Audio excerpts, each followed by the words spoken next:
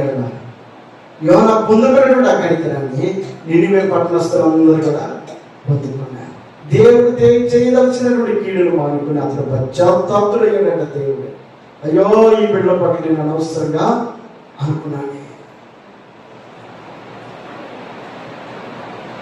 ఇలాంటి కనికరానికి కారకుడు ఎవరంటే యోనా యొక్క ప్రకటన.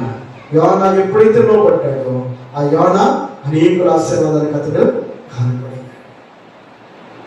మన జీవితాలను ఆశీర్వాదకరంగా మార్చుకోవడానికి దేవుడి ఇచ్చిన అవకాశాలు సద్వినియోగం చేసుకునే విషయంలో మనం జాగ్రత్తగా ఉండగలిగితే దేవుని ఆశీర్వాదాలను మనం పొందుకోగలుగుతాం.